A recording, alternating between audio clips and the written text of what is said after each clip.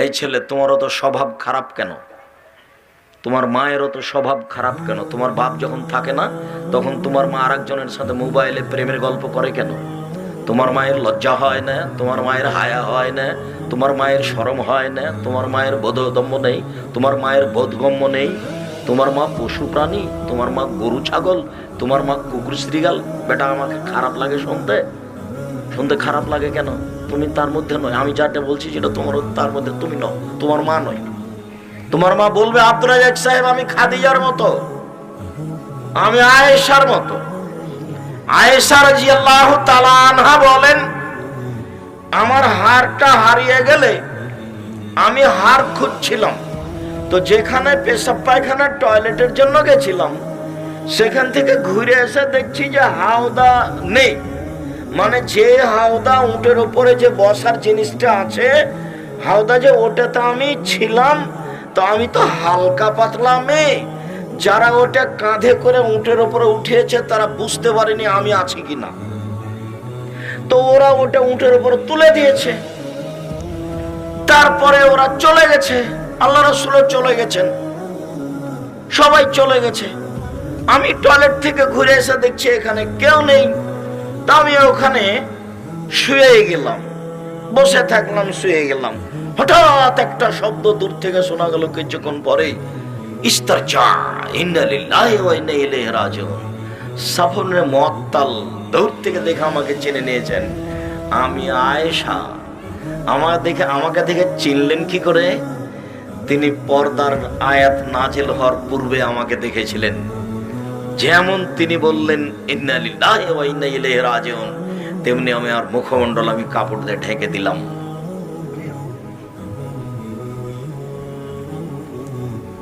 তিনি বলছেন যে আমি রাতের অন্ধকারে বিছানে হাতড়িয়ে দেখছি, এভাবে হাত দিয়ে দেখছি বিছানে মুহাম্মদ সাল্লাল্লাহু আলাইহি ওয়াসাল্লাম নেই।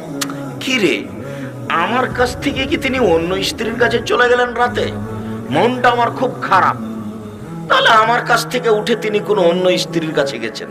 আচ্ছা, তো আমিও কাপড় গায়ে দিয়ে নিলাম, মাথায় দিয়ে নিলাম, কাপড় ভালো করে ঠিকঠাক করে নিয়ে বের হলাম। দেখি কোথায়, ওই যে যারা হজ করতে, উমরা করতে গেছেন, তারা দেখেছেন যে ওই মসজিদ নববীর পাশে আছে কবরস্থান।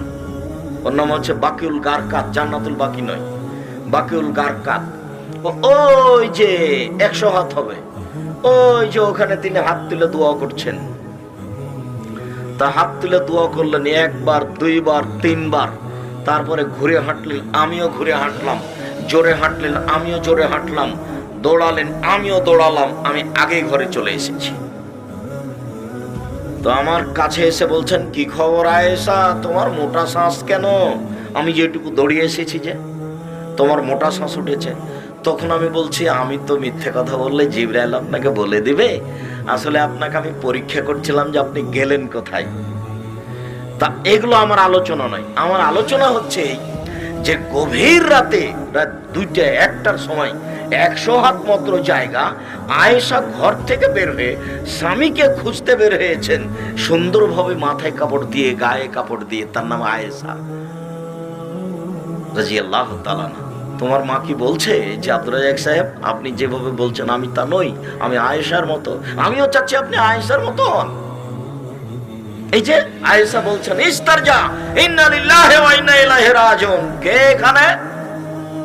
শব্দ পর সাথে সাথে আমি মুখ ঢেকে নিলাম।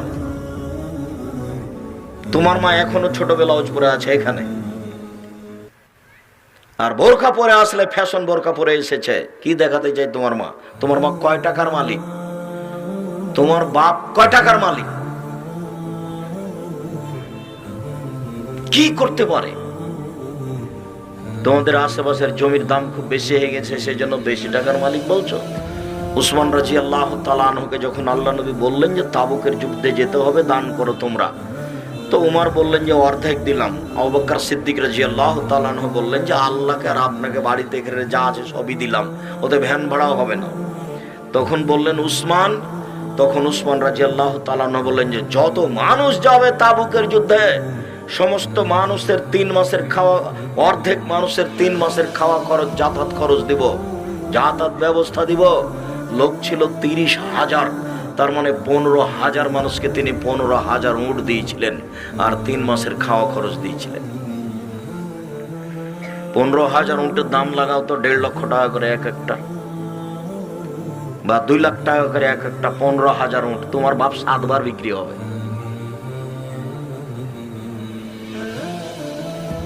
তারপরেও তোমার বাপ, আমি তোমাকে তুচ্ছ মনে করে করিনি বেটা, তোমাকে আমি অনেক ভালোবাসি, তোমার বাপের সাথে আমার অনেক আন্তরিকতার অভাব নাই, কিন্তু ওই পরিবেশ দেখলে আমাকে খুব কষ্ট লাগে, সেই জন্য বলছি।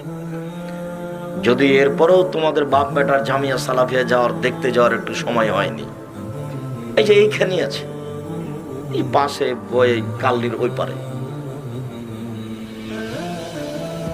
সম্মানিত দিনী ভাই বোন, আপনাকে আমি অনুরোধ জানাচ্ছি, জাহান্নাম এত তাড়াতাড়ি যাওয়ার প্রস্তুতি নিয়েন না।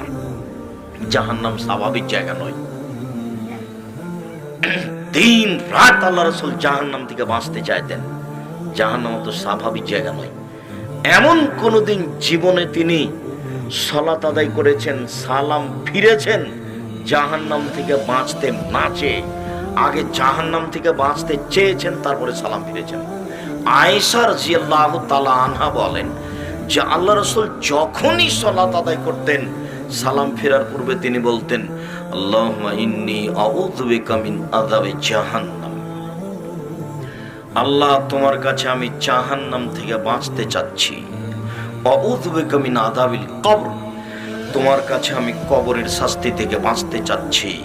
আউযু বিকা মিন ফিতনাতিল মাসিহিদ দাজ্জাল, তোমার কাছে আমি দাজ্জালের ফিতনা থেকে বাঁচতে চাচ্ছি। আউযু বিকা মিন ফিতনাতিল মাহি ওয়াল মামাত, ইহকালের ফিতনা, এক জমি 7 বার বেচা, ইহকালের ফিতনা, পরকালের ফিতনা, কবরের শাস্তি থেকে আমি তোমার কাছে বাঁচতে চাচ্ছি। আউযু বিকা মিনাল মাসামি ওয়াল মাগরাম, বড় পাপ থেকে বাঁচতে চাচ্ছি, ঋণ কর্জ থেকে বাঁচতে চাচ্ছি। বড় পাপ হয় না যেন, ঋণ কর্জ হয় না যেন, বড় পাপ হয় না যেন, ঋণ কর্জ হয় না যেন। এই কথাগুলি না বলে তিনি সালাম ফিরতেন না। আর ব্যাংকে লোন নিয়ে কিছু করবেন না, ব্যবসা করে খাবেন, ব্যবসা শুরু হবে চকলেট দিয়ে, তাহলে ঋণ নেওয়া লাগবে না। 3 বছর চকলেট, 3 বছর কলা, 3 বছর কাপড়, 3 বছর দামি কিছু, 15 বছর 20 বছরের মাথায় একবারে কোটি কোটি টাকা দেশ বিদেশ থেকে ইনপুটে, তাহলে মোটামুটি 20 থেকে 25 থেকে 30 বছর লাগবে ধনী হতে। এক জমি 7 বার বিক্রি করে একদিনই ধনী হতে চাইলে হবে? কলিকাতায় হিরোইন কিনে ঢাকায় বিক্রি করলে একদিনে ধনী হলে হবে? ওটা হবে না। জীবনে কোনোদিন লোন নিয়ে কাজ করবেন না, ব্যবসা করবেন না। যারা ব্যাংকে চাকরি করছে, লোন নিয়ে বাড়ি করেছে 5 তলা, বউ বেটি খুব খুশি দেখাচ্ছে, বুঝতে পারে না, আরে তোমার